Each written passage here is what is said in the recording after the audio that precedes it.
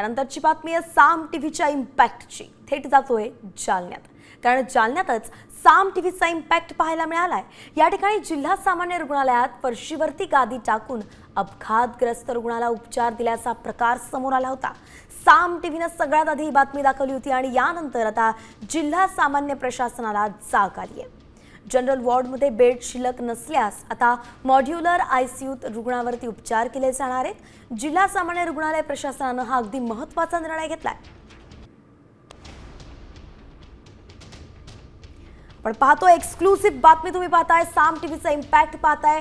जालन्यामध्ये जिल्हा शासकीय रुग्णालयामध्ये जो काही गैरप्रकार घडत होता तो साम टीव्हीने समोर आणला होता। 200 बेड्सची व्यवस्था असून सुद्धा अगदी जमिनीवरती गाद्या टाकून रुग्णांवरती उपचार केले जात होते आणि अशामध्ये जेव्हा साम टीव्हीने याची बातमी कव्हर केली त्यानंतर आता तिथलं आरोग्य विभाग खडबडून जागा झालेला आहे। बेड नसेल तर थेट आयसीयूत उपचार करावे असे आता आदेश देण्यात आलेले आहेत। जिल्हा सामान्य रुग्णालय प्रशासनाने अगदी महत्त्वाचा निर्णय घेतलाय, तोच म्हणजे जर वॉर्डमध्ये बेड शिल्लक नसतील तर आता मॉड्यूलर आयसीयू मध्ये रुग्णावरती उपचार केले जाणार आहेत। तसं पत्रक सुद्धा जारी करण्यात आलेलं आहे।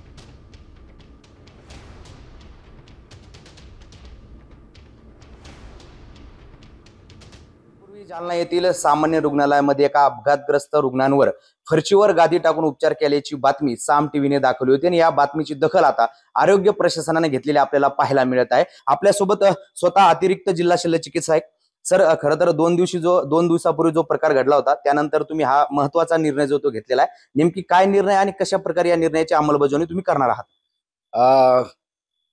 आम्ही कधी कधी रुग्णांची संख्या वाढते, ऍक्सिडेंट मध्ये असेल किंवा मारामाऱ्याच्या अशा वेळेस गडबडीमध्ये पेशंटला जनरल वॉर्डमध्ये जागा अपुरी असल्याने लगेच त्या ठिकाणी आम्हाला तात्काळ उपचार करावे लागतात। परंतु आता ते खाली न करता आम्ही हा जो आमचा वॉर्ड आहे इमर्जन्सी वॉर्ड, या ठिकाणी आम्ही त्या रुग्णावर जे अतिरिक्त रुग्ण झालेले असतील अपघात विभागामधून किंवा इतर सर्जरी किंवा मेडिसिन वॉर्ड मधल्या, त्यांना आम्ही खाली उपचार न करता इथं आणून त्यांना बेडवरतीच आम्ही उपचार करण्याचा निर्णय घेतलेला आहे। सामान्य रुग्णालय प्रशासनाने हा खरं तर महत्त्वाचा निर्णय घेतलेला आहे। अक्षय शिंदे, साम टीव्ही न्यूज, जालना।